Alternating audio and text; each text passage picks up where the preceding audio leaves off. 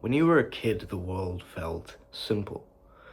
You liked certain things and you didn't like certain things. You never really overthought it. You didn't wait for permission or validation or confirmation from anything or anyone. There was a clean, untouched sense of direction inside you, a compass that pointed somewhere effortlessly, a voice that said, I like this, and I don't like that, without hesitation. Back then, your identity was raw and honest. You knew what made you feel like yourself. Somewhere along the way, that clarity faded. Not because it disappeared, but because everything else around you got louder. Today, I want to talk about that. About what it means to return to that original sense of direction, about listening again. By the way, I have created a private community for the ones who really resonate with the content over here, and my plan is to post a lot of more reflective content there that don't necessarily make it here on YouTube. It's free to join, of course. You can go ahead and check it out if you'd like. Thank you very much. Think about yourself at 5 years old or 7 years old or 10, whatever age feels the most vivid in your memory. That version of you didn't need someone to tell him what he should enjoy. If something made you curious, you leaned in naturally. If something made you bored, you walked away instantly. That kid wasn't confused or scattered or overwhelmed by endless options. He wasn't doing things to impress anyone. He didn't care about productivity or careers or image. He simply followed what felt like himself. We don't give enough credit to how intelligent that early clarity was and is. Children are brutally honest with their instincts. They don't pretend, they don't perform, they don't distort themselves to fit into anything. They just are, they just exist. And that honesty is a kind of wisdom that adulthood often loses. Back then, you didn't label things as passion or purpose. You just chased whatever felt meaningful in the moment. Maybe it was drawing or observing people, building things, or just getting lost in stories. Whatever it was, those weren't just random quirks. Those were early clues about the kind of person you were meant to grow into. But obviously, life doesn't just stay quiet. As you get older, noise starts creeping in. Not all at once, slowly, gradually. A teacher telling you your interest wouldn't make you enough money. A parent hoping you'll choose something more stable. A friend teasing you for caring too much about a certain something. Society pushing certain paths as respectable, while others as unacceptable or even vile. And piece by piece, the noise stacks up. You make small compromises. You shift your direction slightly to fit expectation. You dim parts of yourself just to be accepted. You blur the edges of who you are. And then one day, you wake up feeling disconnected, directionless, lost. And you say to yourself, I don't know what my purpose is.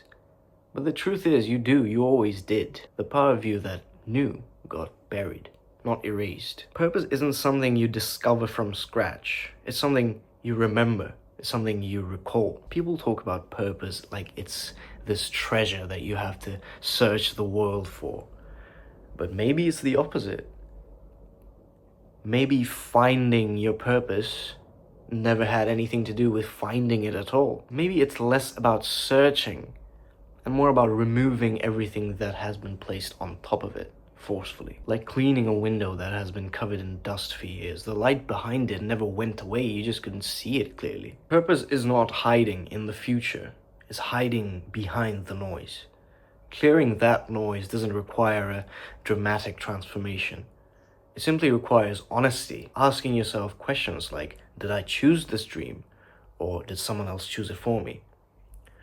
Do I actually want this, or have I convinced myself that I should? These questions can be uncomfortable because they force you to dismantle parts of an identity you have built for safety and for approval over the years, over decades. But once those layers fall away, what remains is real. If you want to reconnect with your original direction, start with The simplest question: what made me curious before the world told me who to become? Sit with that. Let the memories surface without judging them.